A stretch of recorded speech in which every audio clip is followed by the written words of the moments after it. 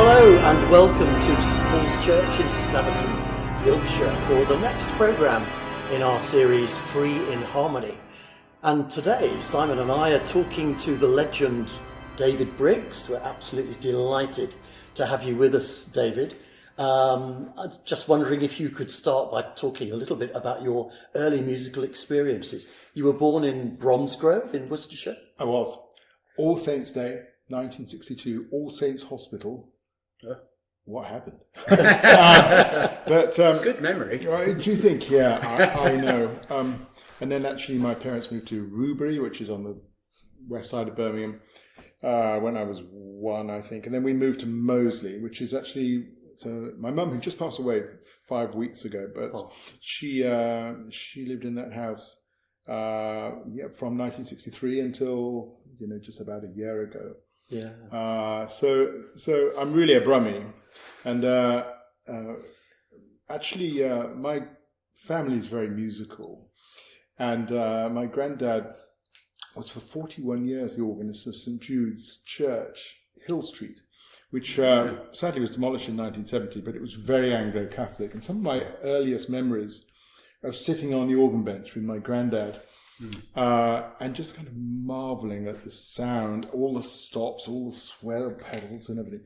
He was quite a renowned liturgical improviser, as well as running really a pretty good choir. They used to do Beethoven and C. Cherubini Mass, Gounod Mass, liturgically, it was... very Anglo-Catholic. And was that with boys and men? No, it was mixed choir. It was a mixed choir, yeah. Right, okay. Yeah. But I do remember when I suppose I must have been 6 or maybe 7, sitting on the bench with my granddad, listening to him improvise. And it really marked me a lot. And I noticed even at that time that his improvisations at the end of the service, the postludes, always ended in D major, G major, or A flat major. And I found out some years later why that was. Those were the only 3 notes of the 16-foot pedal trombone that worked. So he gravitated towards those those notes. And I think my dad used to take me to New Street Station to see the diesel trains in the sermon, because he didn't think a 25-minute sermon would be appropriate for a 6-year-old. And then we always used to come back for the final hymn and hear my granddad improvise. So, and actually that organ still exists. It was when the church was demolished in 1970. There's a school in Dorset called Claysmore. It's near Blandford Forum. Do you know that church? And there was a guy called Nicholas Zelli, who was then the music director, and they brought up the equivalent of a U-Haul truck, and about 30 or 40 schoolboys, and they, pipe by pipe, they dismantled the organ, one day before the bulldozers came in. And it went to Claysmore for about, probably 10, 15 years, and then the school was growing so prolifically that they wanted to use the space in the gallery where the organ pipes were for seating for the school. So they had an electronic. The organ went into storage probably for 20 years, and then about 8 years ago, there's a church in Exeter called St Michael's Mount Dinham. It's an Anglo-Catholic church, glorious mid-19th century church with a lovely acoustic. And they bought the organ from the storage, and they got a local organ builder to install it. And I went to open it. Oh, wonderful! Oh, fantastic! My granddad's organ, and it was very, very moving. The thing I do remember about that concert is that it was all a little bit up against the buffers, you could say. The organ just arrived in the same week as the concert, and I went on the Saturday afternoon to rehearse. The pedal trombone wasn't in yet, and I said, "Oh, it's a shame about the trombone." The organ builder, he said to me, "Oh, don't worry about it. We got it in the back of the van. When are you going to go and have something to eat before the recital?" And I said, "Well, I think I'm going to have a pizza or something." "Okay, well, when you come back for the concert, you'll have the trombone." So were all your pieces in D, G, and A? I know. No, actually, there were. I think all the notes on the pedal trombone were. So that influence of your granddad, is that? Do you think that set you on your way as the great improviser that you are today? I mean, nurture and nature, the kind of symbiotic relationship, isn't it? I mean, my parents also very, very musical. My dad was an engineer by trade, but he was actually a wonderful cellist as well. So, when I was growing up, we used to play the Beethoven sonatas together, Shostakovich cello sonata, Brahms E minor, we did a lot, I remember. He loved music. My parents met in the orchestra in Birmingham in the late 50s. And my mum, although she gave up playing the violin, but astonishingly musical lady, she really was. And one of the last things that she said to me, I said to her that I'd just transcribed Brahms 2. And I played her a little bit of it from St. John the Divine when she was in the care home. And she said, "Oh, that sounds lovely. I'm very glad that you haven't ruined it." Oh. Because, and her favourite symphony was Beethoven 7. Yeah. So whenever I think of my mum, I think of bum ba little little dum da little little dum da little little dum ba-dee, and the horns. Yeah. Boop, boop. So, when I was growing up, I was really encouraged by my parents, never pushed. My dad was a choir boy at St. Philip's Cathedral in Birmingham until he honked away until he was 17. As a lot of kids did in those days. Absolutely. But he wasn't terribly happy doing it. I think he really was pressurized by his father to be a chorister. So when I went for my chorister audition with Roy Massey, it would have been 1969, I suppose. My dad was very adamant that if I got in, he only wanted me to do it if I really wanted to. Sure, yeah. And again, being a chorister for 3 years, it was just marvellous. Was that at the cathedral? At St. Philip's Cathedral. Yeah. I remember very clearly my voice trial. And one of the first things that Roy did was played a 6-note chord. And he said, "Yeah, well, so which notes can you hear? Which notes can you hear there?" And I said, "E, F sharp, G sharp, B flat, C natural, and the E flat at the top." He said, "Have you got perfect pitch?" And I said, "I don't know." And I did my voice trial, and before joining that choir, I had no idea about head voice. So, it was like I was driving everywhere in second gear, so to say. I couldn't really sing above about an E flat or an E. And I always remember the sense of euphoria is not too strong a word.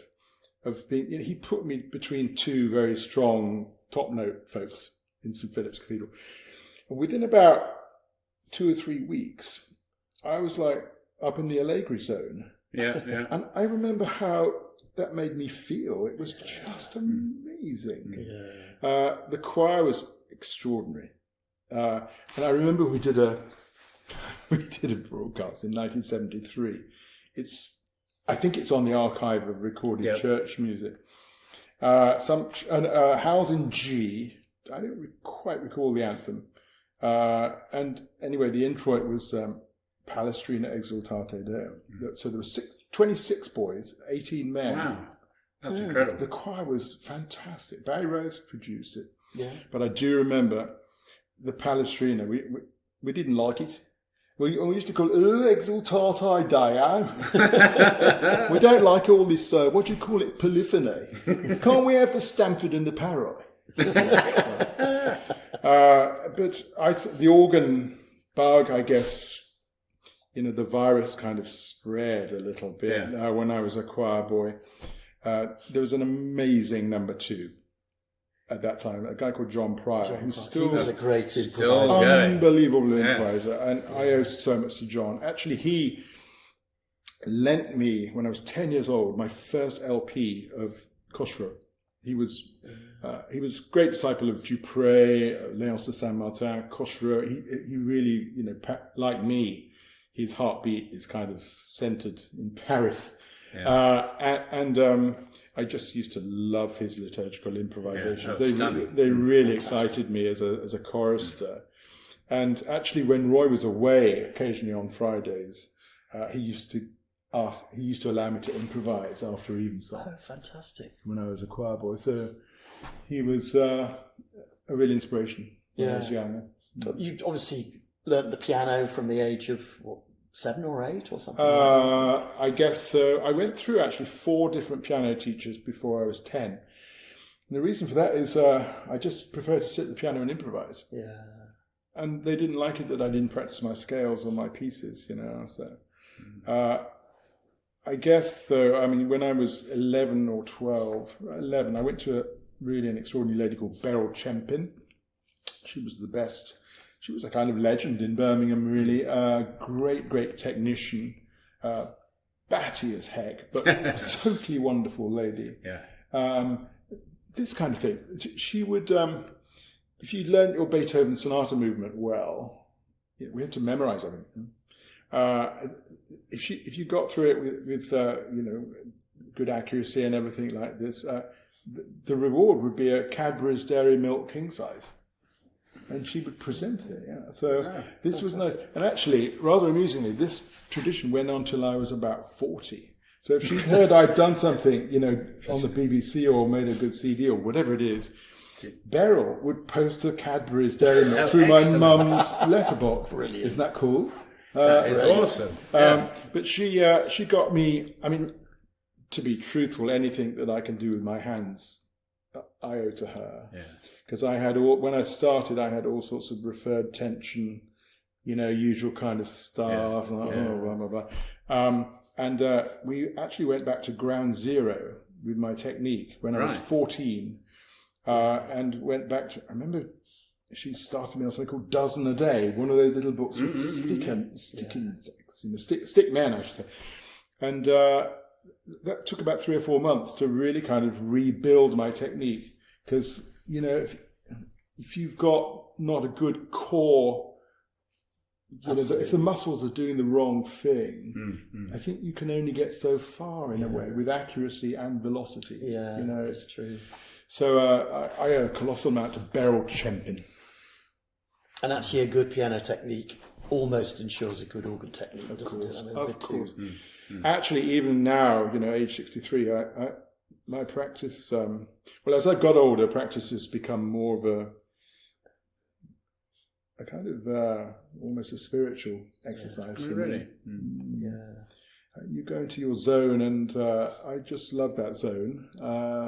It's very private, and I do a lot of practice on, probably 70% of the practice that I do is on, we have a friend in Tribeca down in the south of New York.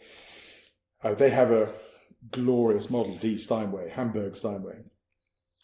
And I mean, I started going there during COVID, and that really has helped my playing a lot, with this, just the sensitivity of the action and making sure that your fingers are doing the right thing and that there are no surprises, it's not kind of last minute decisions with the fingering.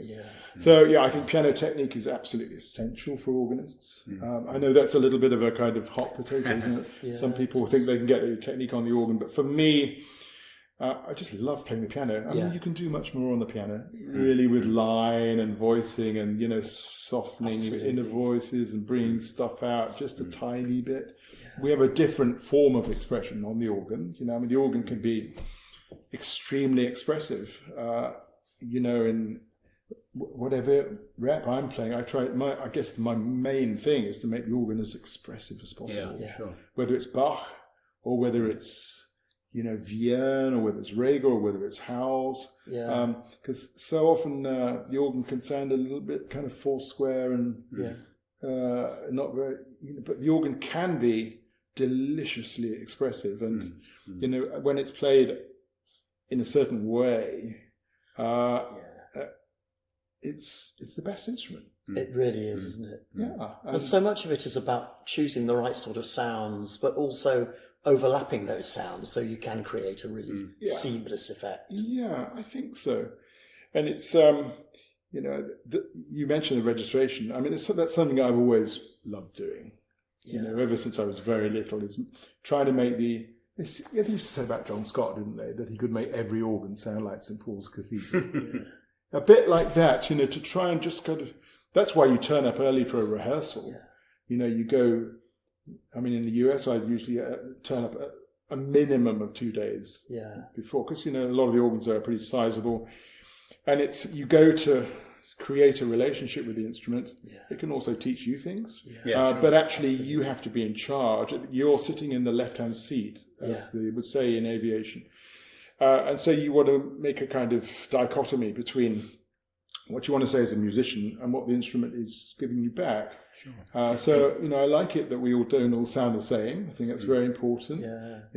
I think looking back on it, ever since I was very young, had a little bit of an inclination towards freedom and being my own person. Sure. And maybe just slightly breaking some rules here and there, hopefully within good taste, although I'm not entirely sure about that. But actually, my great sort of mentor, Chorister, he used to say about Baroque fingering and Baroque articulation. He said that I think it is very, very important now in the 1970s. That you should know when you're playing Bach, you should know all about the Baroque fingering and the woodwind articulation, the string bowing, you should know all about it. And then when you come to play it in 1970, whatever it is, completely forget it.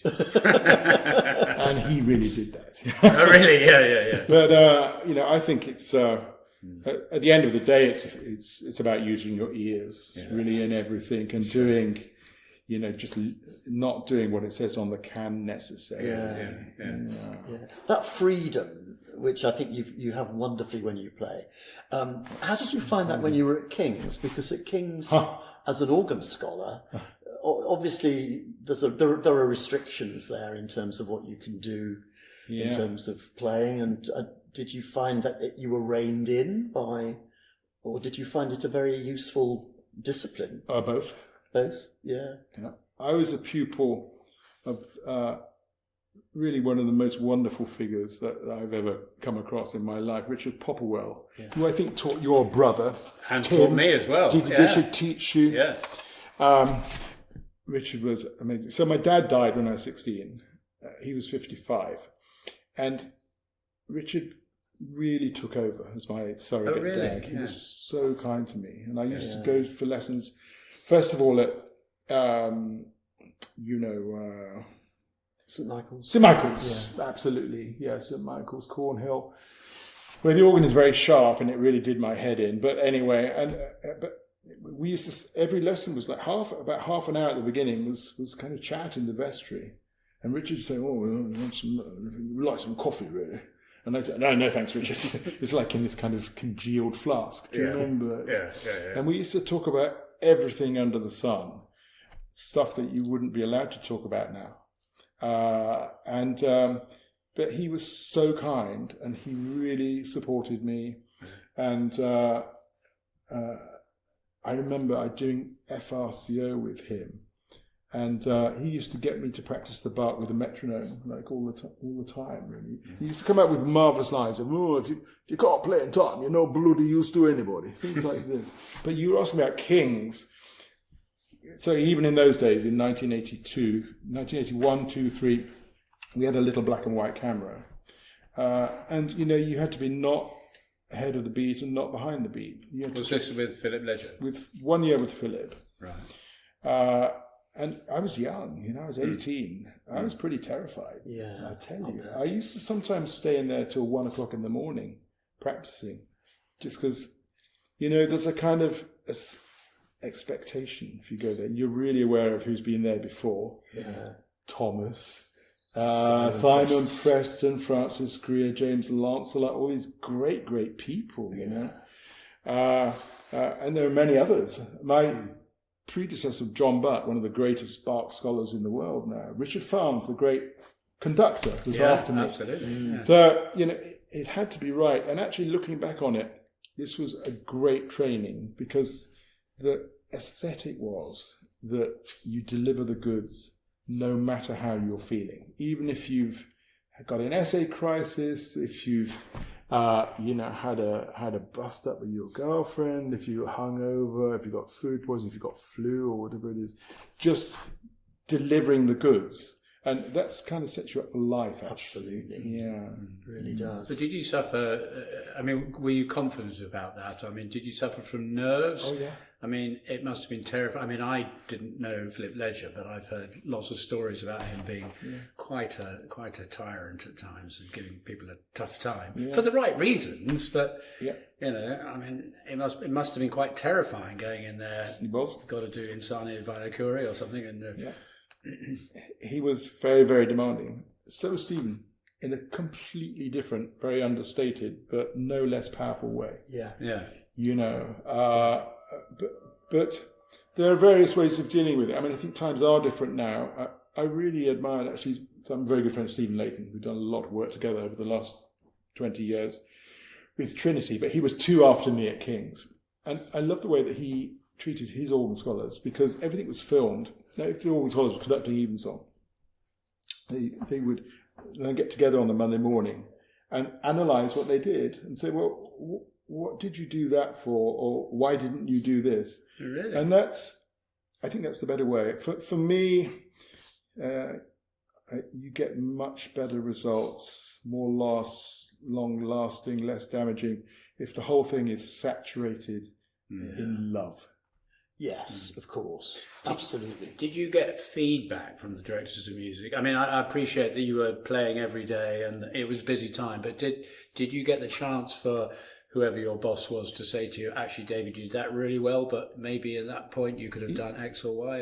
Or was it just you were the organ scholar and it just rolled on the whole time? A bit of both. There was some feedback, definitely, of course, But I mean, just playing for that choir, you know. Absolutely. And I mean, it's amazing at the moment. I mean, my goodness me, I'm not sure it's ever been much better than this, really. Yeah, it is wonderful. Yeah. So, you know, it was very demanding. And then in my last year at King's, I got a scholarship to go see Jean Langlais for improvisation, but also a lot of rep. And I always recall my first lesson at St. Clotilde with Jean Langlais. I took Franck A major fantasy. So I'd been at King's for 3 years. I played.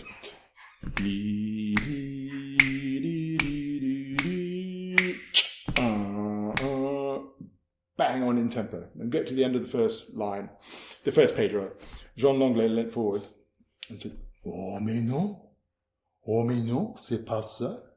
Ce n'est pas tika, mais non. Oh, non, c'est pas ça, pas du tout. Il faut jouer tita, tita, tita, tita, tita, tita, tita, tita. Oui, c'est la fluidité. And this was, you know, I was 20 years old.